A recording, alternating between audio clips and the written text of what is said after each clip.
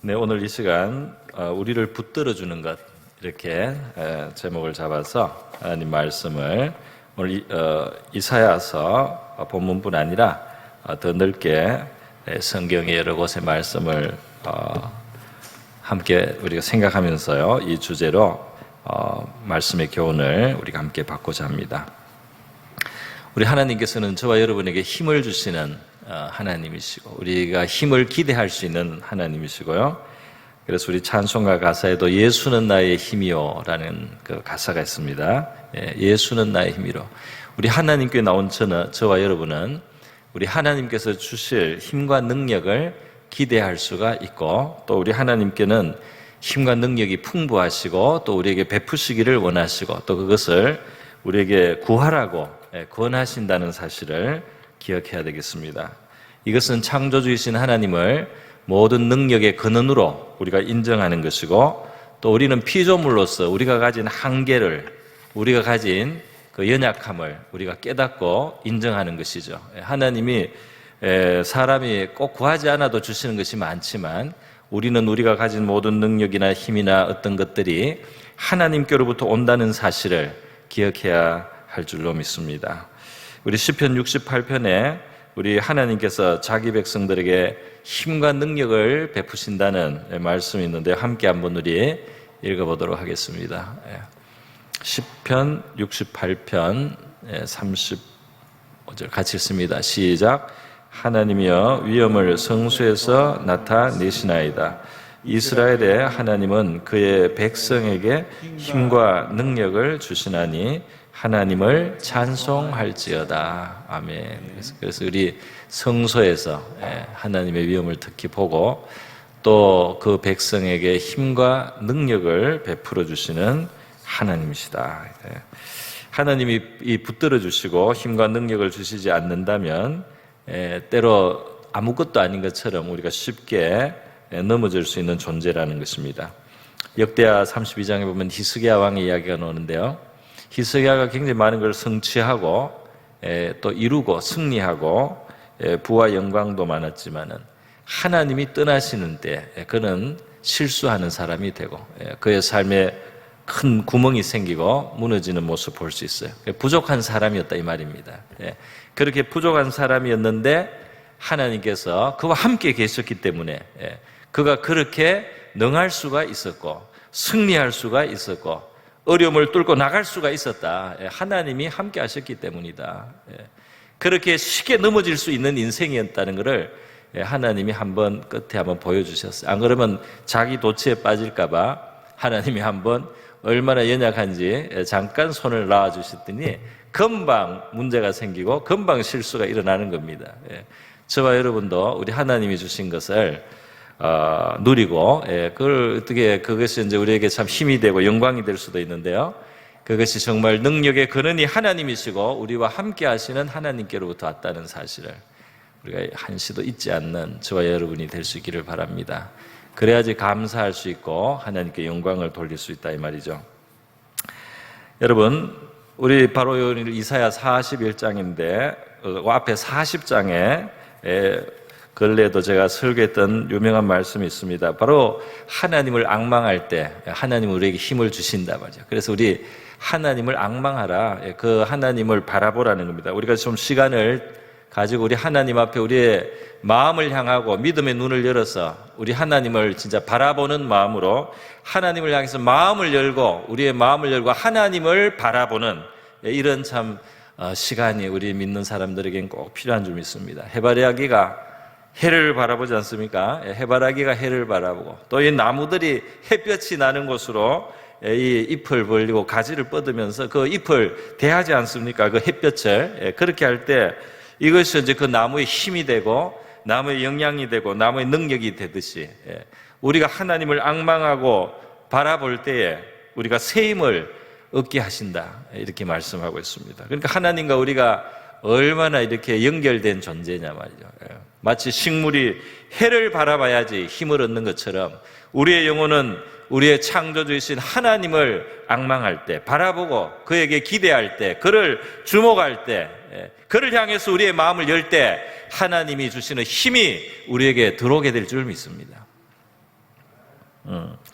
그래서요, 이렇게 우리는 힘을 얻기 위해서 그 붙드시는 하나님의 능력을 우리가 충분히 우리 안에 누리기 위해서는 앙망해야 되고 또 기도하는 모습도 성경은 보여주고 있어요. 그러니까 우리가 사실 환경이 아무리 어려워도 우리의 속사람이 강하면 이기지 않습니까? 예. 사람이 환경이 웬만큼 괜찮은데도 속사람이 약해지면요, 웬만큼 괜찮은데도 스스로 그냥 막 엎어집니다. 예.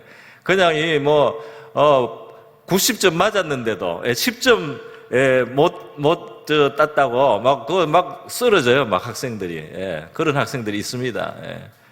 그래서 이 속 사람의 문제다 말이죠. 환경보다도. 어떤 사람은 60점, 70점, 40점, 30점이 됐는데도 마음에 힘이 있어가지고 괜찮아, 또 하면 돼 하고 이렇게 힘을 내가지고 말이죠. 가가지고 성공도 할 수 있는데 조금 85점 15점 잃었다 이래가지고 말이죠. 이건 점수만 아니고 돈도 마찬가지입니다. 돈도 마찬가지. 어떤 다른 환경도 마찬가지. 조금 문제가 생겼을 때 이 마음이 약하면은, 속 사람이 약하면은 별것 아닌 걸 가지고 막 넘어지고 인생이 다 끝난 것처럼 절망하고 말이죠. 기회가 아직도 남아 있는데 좋은 길이 열릴 수도 있는데 말이죠. 낙심하고 절망해가지고 그 아까운 것들을 오히려 허비하고, 정말 아까운 그런 것들을 허비하고 있을 수도 있고 말이죠. 포기하고 말이죠. 그렇게 할 수가 있는데 우리가 속 사람이 강건하면은, 정말로 아무것도 없는 것 같아도 깜깜하고 아무 희망이 없는 것 같은데도 뚫고 나가서 마침내 빛을 볼 수 있는 줄 믿습니다. 흑암 중에 있어서 빛이 없는 자라도 자기 하나님을 바라보고 자기 하나님을 경외하고 믿고 나가면 하나님께서 빛을 비춰주실 것이다. 여러분, 그래서 우리 속사람의 강건함 위해서 기도해야 할 줄 믿습니다. 우리 자신을 위해서, 우리 자녀들 위해서, 또 우리 서로를 위해서 우리의 속사람을 강건하게 만들어 주시옵소서. 우리 믿는 사람은 영이 살아났어요. 속사람 영이 살아나요. 이 영이 살아난 건 하나님하고 접속할 수가 있고 하나님의 영에 의해서 힘을 우리가 받을 수 있다 이 말이에요. 그러니까 성령의 능력으로 우리의 속사람을 강건하게 해달라는 이런 기도를 우리가 할 수 있다 이 말입니다. 우리 한번 에베소서 3장 16절 바울의 기도를 같이 한번 읽어봅니다. 같이 한번 읽어보세요. 에베소 3장 16절입니다.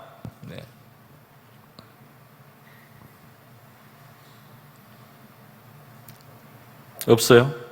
에베소 3장 16절, 그의 영광의 풍성함을 따라 그의 성령으로 말미암아 너희 속사람을 능력으로 강건하게 하시오며, 이렇게 돼 있어요. 그러니까 여기 보면 하나님이 풍성한 가운데서 성령으로 말미암아 너희 속사람을 능력으로 강건하게 하여 주시옵소서라고 나는 기도한다, 이렇게 이제 소개한 겁니다. 그러니까 우리에게 이제 기도할 걸 가르쳐 주셨어요. 성경에서는 기도를 어떻게 하라, 뭘 기도하라 이렇게 되어 있습니다.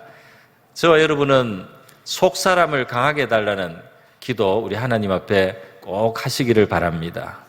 어려움이 와도 속사람이 강건하면요, 그 어려움보다 강한 마음을 가지고 정신을 똑바로 차리고 눈에 힘을 주고 이렇게 딱 마음에 힘을 가지고 있으면 길이 보이고 하나님이 도우심이 나타날 때 딱 붙잡을 수가 있고 또 이겨나갈 수 있는 줄 믿습니다.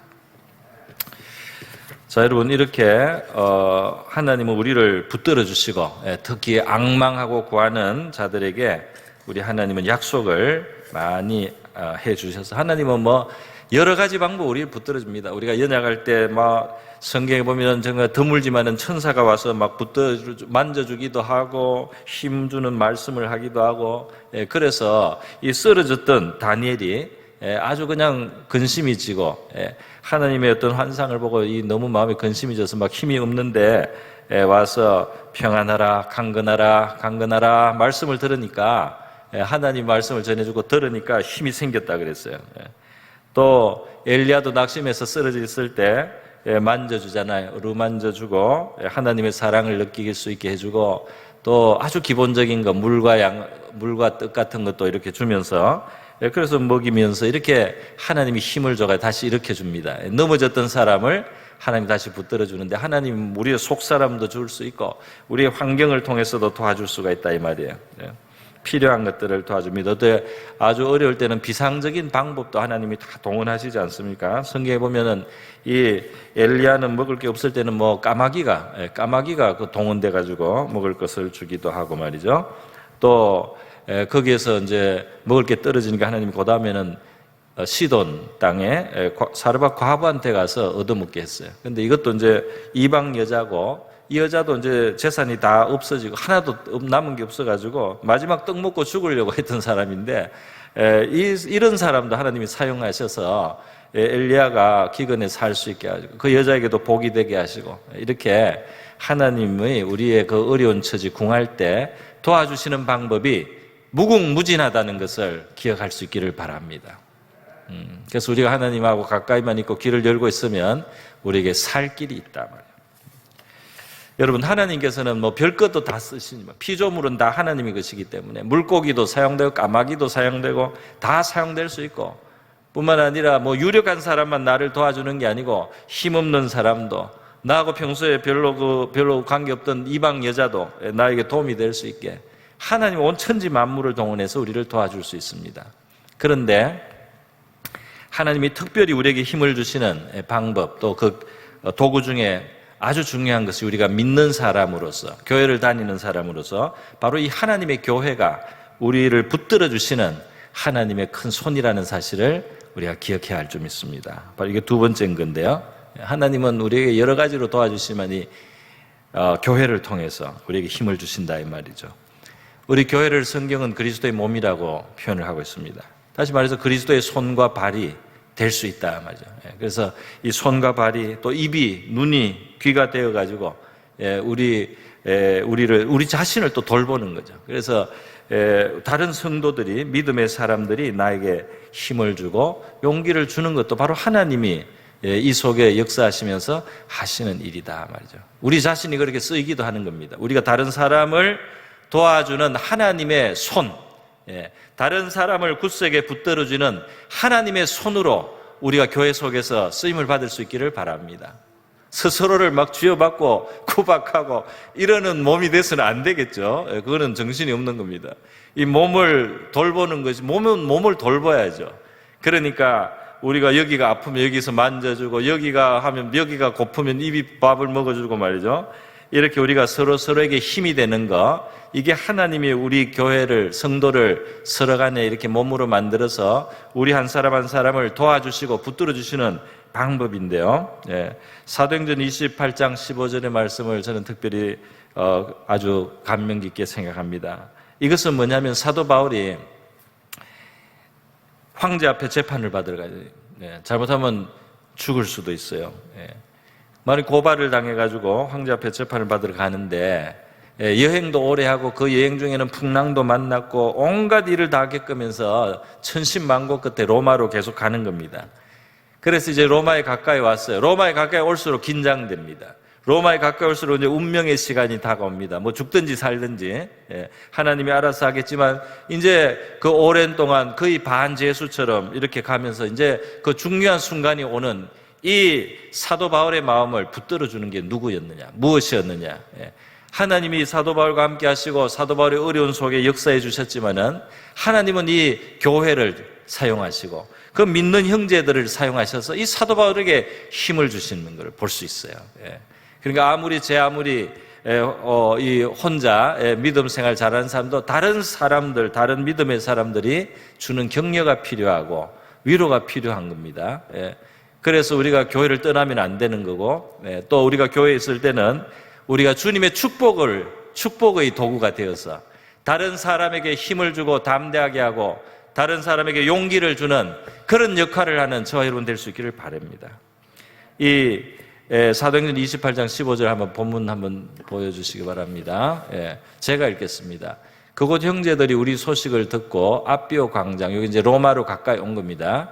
아비오 광장과 트레이스 타브르네, 요거는 옛날 번역에는 삼관, 여관이 3개 있는 동네다 이 말입니다.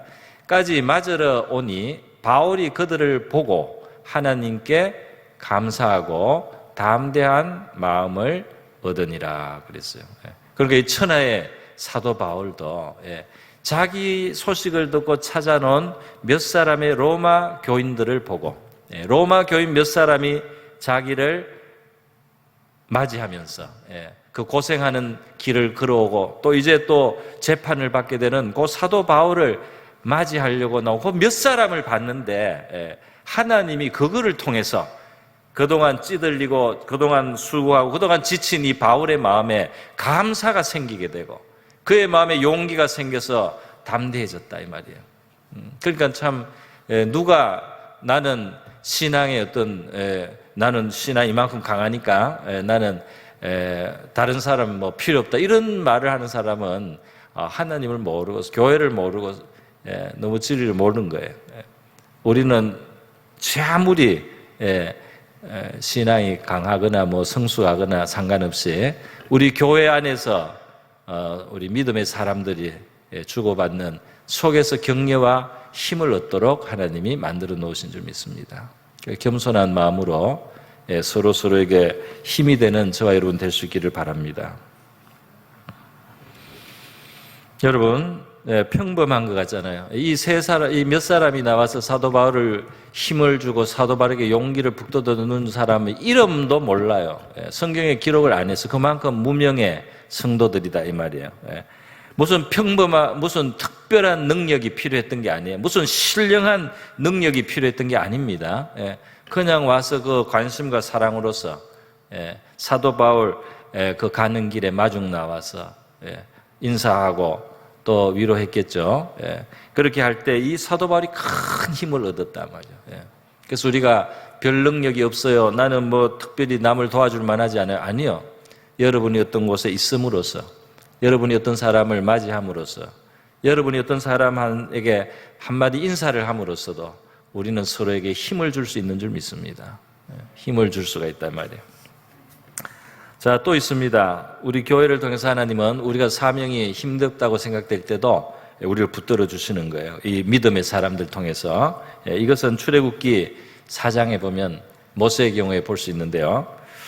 모세가 하나님 앞에 부름을 받고 사명을 맡았지만은 자기가 볼 때는 너무 어려운 일을 맡았어요. 그리고 또 자기는 너무 약하고 나이도 들고 옛날에는 뭐 좀 말도 잘하고 능력도 있었던 사람이면 광야에서 40년 동안 양만 치고 그렇게 지내는 사이에 들사람으로 야인으로 목동으로 지내는 동안에 완전히 아웃사이더가 돼가지고 이제는 자신감도 없고 하나님이 민족을 구원하라고 하는데 힘이 하나도 없단 말이에요.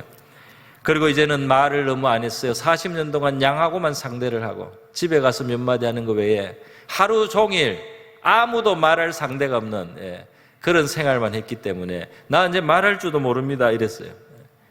그러니까 하나님이 권하시다가 모세에게 뭐라고 했습니까? 출애굽기 4장에 보니까 내 형 아론이 있지 않느냐. 너가 애굽에 갈 때 그 아론이 너의 말하는 역할을 도와주고 그거 보충해 줄 것이다. 그러니까 하라 이렇게 말씀했습니다. 그래서 아론이 함께해서 모세는 그 일을 하는 겁니다. 하나님이 하신 일. 그러니까 우리의 능력에 부족할 때 말이죠. 우리가 하나님이 우리에게 요구하시거나 뜻하시거나 원하시는 게 있는데도 나는 능력이 부족해요. 그러면 못하느냐? 그게 아니다 이 말이에요. 그게 아니에요. 믿음의 교제를 나눌 수 있고 나의 부족함을 채울 수 있는 다른 하나님의 사람들, 다른 믿음의 사람들이 함께 하라고 하나님이 나의 부족함도 그대로 쓰시는 겁니다. 할렐루야. 그래서 내가 다 했습니다 이런 사람이 되면 위험해요 사실은. 내가 이것도 잘하고 저것도 잘해서 나는 뭐라도 잘해요. 요게 위험하다 이 말입니다. 하나님이 그럴 것 같으면 모세가 40년 전에 말도 잘하고 일도 잘할 때 다 시켰을 겁니다. 그런데 하나님이 그때 사용하지도 않고 말이죠. 모세가 나 말 못합니다. 내 입이 다 혀가 녹슬었어요. 나는 말할 줄도 몰라요. 이제는 다 잊어먹었습니다. 이러니까 하나님이 아론하고 같이 해라 이렇게 하지 않습니까? 바로 이것이 하나님의 일을 하는 방법입니다. 여러분 혼자 잘났으면 하나님 일하고 나서 정말 위험한 사람이 됩니다. 내가 부족한데도 내 형제의 도움을 받고 내 동역자의 도움을 받고 다른 분들이 나의 부족함을 채워줘서 내가 하나님 일을 이만큼이라도 할 수 있다, 이 자세를 가지기를 원하신다 이 말이에요. 그래서 하나님이 우리한테 부족한데도 맡기시기도 하고, 또 너무 잘났다고 생각할 때는 안 맡겨요. 여러분, 그래서 하나님이 믿음의 사람들, 동역자를 통해서 우리를 붙들어 주셔서 감당하게 하시는 겁니다. 여러분, 우리 유혹과 시험이 많은 세계 살 때도 이 교회가 우리를 유혹에서부터 지켜주고 붙들어주는 역할을 합니다. 바로 믿음의 사람들하고 교제해야 돼요. 사람이 큰 죄에 안 빠지려면 믿는 사람들하고 교제를 해야 돼요. 터놓고 이야기를 해야 돼요. 내가 당하는 유혹, 시련, 시험 이런 거 말할 수 있는 믿음의 교제가 있어야 된다 이 말이에요. 그럴 때 우리는 힘을 얻고 또 우리가 유혹받는 것을 극복하기가 좋습니다. 혼자 고민하면 안 돼요. 그래서 우리 디모데후서 2장 22절에 한번 본문을 보겠습니다. 거기에 같이 읽습니다. 시작. 또한 너는 청년의 정욕을 피하고 주를 깨끗한 마음으로 부르는 자들과 함께 의와 믿음과 사랑과 화평을 따. 그러니까 이 편지를 받는 디모데는 젊은 사람이요, 젊은 목회자라 청년의 정욕이 유혹거리가 될 수 있는 사람인 겁니다. 그런데 이때 우리 사도 바울을 통해서 주시는 하나님의 권면은 그것을 피하면서 주를 그냥 그걸 피하는 것으로는 부족해요. 그걸 피하는 것만으로는 부족하고 주를 깨끗한 마음으로 부르는 사람들과 함께 의와 믿음과 사랑과 화평을 따르는 선한 도모를 같이 하고 선한 교제를 나누고 서로 거기에서 기쁨을 얻는 이런 교제를 해서 그런 유혹을 이길 수 있는 힘이 여기에 좋은 교제 속에 있다, 이렇게 말씀을 해주는 줄 믿습니다. 그래서 여러분, 누가 범죄하느냐 하면 고독한 사람이 범죄하기 쉽다 말이에요. 외톨이가 되고 혼자 있으면 범죄하기 쉽다 이 말이에요. 유혹을 받기가 쉬워요. 그러니까 여러분은 꼭 하나님 앞에 믿음의 친구와 벗을 얻어야 되고, 그렇기 때문에 여러분, 우리가 서로 겸손해야지 교제가 됩니다. 그렇지 않습니까? 내 잘났다는데 누가 좋아합니까? 나는 너들보다 더 낫다, 너들은 내 밑에 있다, 이러면 누가 그 사람을 좋아하겠어요? 그래서 우리는 서로 교제가 필요하기 때문에 겸손하고 온유해야 됩니다. 하고 싶은 말 다 하고 상처 주거나 말거나 나는 내 속에 있는 거 말해야 돼, 막 지르고 말이죠. 이러면서 어떻게 그 교제를 얻을 수가 있겠어요? 성도의 아름다운 교제를. 그래서 다른 사람의 마음도 헤아려주고 또 용납도 해주고, 이렇게 하면서 우리가 성도의 교제를 하고 이 하나님이 주신 이 교제의 띠를 잘 지킬 때 우리가 이 안에서 힘을 얻게 될 줄 믿습니다. 자, 이게 이렇게 교회를 통해서 하나님이 우리를 붙들어 주신다는 말씀을 했습니다. 마지막으로 말씀합니다. 우리를 붙들어주는 하나님의 이 큰 손, 힘이 또 어떤 모양으로 나타나느냐 했을 때 바로 이 하나님이 우리에게 할 일을 주시고 맡기는 겁니다. 네 일을 해야 된다. 하나님이 이렇게 할 일을 우리에게 보이시고 맡기심으로써 하나님은 사실 우리를 붙들어 주시는 거예요. 다시 말해서 우리에게 주시는 직분이나 임무나 우리에게 어떤 사명이나 우리가 해야 될 어떤 봉사나 섬김이나 우리의 어떤 임무가 주어진 것은 다 우리를 그게 오히려 도와주는 거예요. 그게 우리를 살아갈 힘을 얻게 한다 이 말입니다. 우리 지난번에 어떤 이야기를 들으니까 정말 어떤 분이 은퇴를 하고 스트레스를 안 받는, 아무 스트레스를 안 받는 그런 생활을 했는데 그러니까 병이 난단 말이에요. 병이 나요. 스트레스 안 받으면 무조건 좋은 게 아니고 아무것도 걱정할 게 없는, 거기에 미국에는 실제로 그런 동네를 만들었다고 하죠. 부자들이 좋은 의사들 있고 아무 신경 쓸 거 없게 만드는 그런 동네가 있는데, 거기에 노인들이 편하다고 이제 갔는데 거기에 간 노인들이 더 빨리 돌아가신단 말이에요. 더 수명이 짧아졌어요. 왜 그러냐 연구를 해보니까 약간 스트레스가 있어야 된대요. 사람이 건강하려면은 약간 스트레스를 있고 신경 쓸 일이 있고 그렇게 좀 애를 쓰는 이런 걸 우리 육신이 이게 뭔가 더 애를 쓸 수 있도록 만들어주는 게 필요하다 오히려. 그래야지 우리가 힘이 오히려 더 생긴단 말이죠. 너무 편하려고 하고 너무 아무것도 걱정할 거 없는 그거 잠깐은 우리에게 그런 시간 필요할지 몰라요. 그러나 그렇게 살면 우리가 더 망가진다 말이에요. 더 힘이 없어진다. 그래서 하나님 우리에게 사명 주시는 것도 사실 우리를 하나님이 뭐 이용하는 그런 차원만이 있는 거 아니에요. 하나님을 위해서 우리를 쓰기도 하지만 그거는 하나님의 구실일 때도 많아요. 우리를 오히려 붙들어 주시기 위해서 우리가 넘어지지 않게, 우리가 힘을 얻게 또는 우리가 상을 얻게 이렇게 주시려고 하나님이 우리에게 임무를 주시기도 한다는 사실입니다. 사도 바울은 그 생애가 말이죠, 굉장히 빛나고 또 너무너무 가치 있어요. 1000사람, 10,000사람의 생애 이룬 그 이상의 가치가 있는 생애를 산 사람을 사도 바울이라고 할 수가 있을 겁니다. 이 사도 바울은 왜 그러느냐? 인생을 살아갈 때 뚜렷한 목표의식이 있어요. 하나님이 나를 왜 살게 하느냐에 뚜렷한 목표가 있고 삶을 거기에 초점을 맞추고 살아가기 때문에 사도 바울의 생애는 우리 흔한 표현이긴 하지만은 이 불꽃처럼 불타는 생애를 살았습니다. 빛을 내고 열을 내면서 아주 뜨겁게 타오른 인생이 사도 바울의 삶이라고 할 수가 있어요. 그는 표대가 뚜렷했어요. 내가 왜 살아야 되느냐? 내가 살아야 되는 이유도 모르고 그냥 내가 숨을 쉬니까 살고 밥을 먹으니까 살고 죽기 싫으니까 사는, 이렇게 사는 것은 부족하다 이 말입니다. 하나님의 백성들에게 표대가 있단 말이에요. 하나님은 우리를 사실은 목적을 가지고 우리가 이 땅에 살게 하시는 거예요. 하나님. 그게 크건 작건 우리에게 작은 일을 맡기셨으면 그 작은 일이 중요합니다. 우리에게. 하나님이 나한테 정말 작은 일밖에 안 맡기고 내가 할 수 있는 힘이 이만큼밖에 없다. 그걸로 그렇게 살면 이 사람은 만점이에요. 하나님 앞에. 에베소서 2장 10절에 보니까 우리는 그가 만드신 바라 그리스도 예수 안에서 선한 일을 위하여 지으심을 받은 자니. 선한 일을 위하여 같이 한번 읽어보겠습니다. 시작.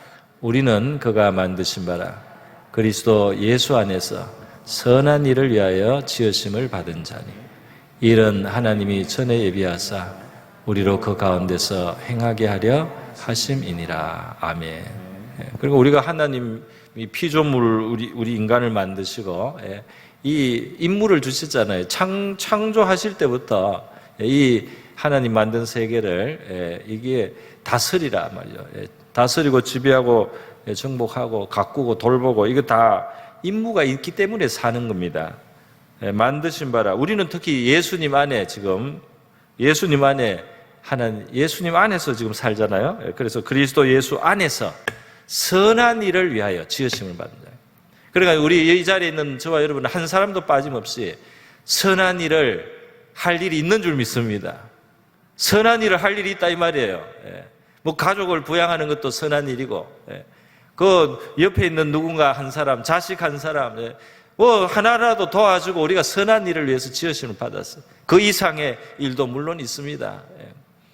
이 일은 하나님이 전에 예비하사 우리로 그 가운데 행하게 하려 하십니다. 그러니까 하나님은 우리에게 예비까지 하신단 말이에요. 뭐 어떤 일을 앞으로 주시기 위해서 미리 준비도 하시고. 모세를 하나님이 보낼 때는 아론이 말 잘하도록 하나님이 준비시켜놨다 이 말이에요. 하나님이 준비를 해가지고 선한 일을 할 수 있도록 그렇게 도와주신다. 그러니까 하나님의 뜻 안에서 살아가는 저와 여러분 될 수 있기를 바라고요. 하나님이 저와 여러분에게 주신 선한 일을 우리가 깨달을 수 있어야 되겠습니다. 깨닫기를 우리가 바라고 또 우리에게 주어진 것이 있으면 우리가 거기에 관심을 가지고 사도 바울처럼 그것을 표대로 여기고 그렇게 우리의 삶을 경주해야 될 줄 믿습니다. 빌립보서 3장 13절에 말하죠. 사도 바울이 열심히 그 일을 하면서 고백을 합니다. 형제들아 아직 나는 아직 내가 잡은 줄로 여기지 않고 오직 한 일 즉 뒤에 있는 것은 잊어버리고 앞에 있는 것을 잡으려고 표대를 향하여 쫓아간다 이런 표현을 했습니다. 여러분 보십시오. 아주 가치 있게 사는 방법을 말하고 있어요. 뒤에 있는 것은 잊어버리고 그랬잖아요. 뒤에 있는 것을 잊어버려야 돼요. 이 말은 무슨 말이냐면 뭐 옛날 지나간 일에 교훈을 잊어버리라는 뜻은 아니겠지만 이 말은 뭐냐면 사람들이 뒤에 묶여가지고 말이죠. 예. 두 가지로 잘못하더라고요. 하나는 옛날에 잘못된 거, 옛날에 피해본 거, 옛날에 후회스러운 거, 옛날에 상처받은 거, 그 뒤에 완전히 자기를 묶어놨어요. 나는 왜 이렇게 했을까? 나는 왜 이런 안 좋은 그런 일을 당했을까? 나는 왜 이렇게 환경이 나빴을까? 왜 나는 그때 잘못 실수를 했을까? 나는 왜 잘못 선택을 했을까? 나는 왜 그때 그런 사람들에게 피해를 봐가지고 내 인생이 이렇게 됐을까? 뒤의 것을 계속 생각하면 그 뒤의 것을 제발 잊어야 됩니다. 뒤의 것을 잊어라. 또 어떤 사람은 뒤에 좋은 일이 있었는데 그것도 붙잡고 있어요.